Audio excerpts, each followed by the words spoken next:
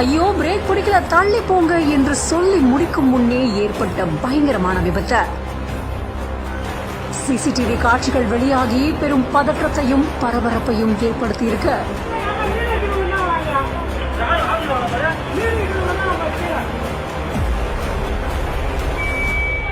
செங்கல்பட்டு அடுத்து புலிப்பாக்கம் மேட்டு தெருவில் கட்டுமான பணிகள் நடந்துகிட்டு இருக்க நிலையில ஒரு வீட்டுல மணலை இறக்கிட்டு திரும்பவும் செங்கல்பட்டு நோக்கி அதிவேகமா வந்த மணல் லாரியில திடீர்னு பிரேக் பிடிக்காம போயிருக்கு. புலிப்பாக்கம் ஊராட்சி ஒன்றிய நடுநிலை பள்ளியில மதில் சுவர் மேல இந்த லாரியானது மோதி இருக்கு.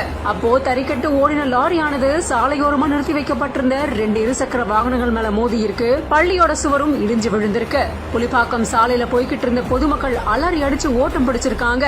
இதுல அதிர்ஷ்டவசமா யாருக்கும் காயம் ஏற்படாத நிலையில லாரியை ஓட்டிட்டு வந்த ஓட்டுநர் தப்பிச்சு போயிருக்காரு. இந்த சம்பவத்தை பார்த்து அங்கிருந்த பொதுமக்கள் லாரியை எடுக்க விடாம காவலர்கள் கிட்ட கடுமையான வாக்குவாதத்தில் ஈடுபட்டதா கூறப்படுது.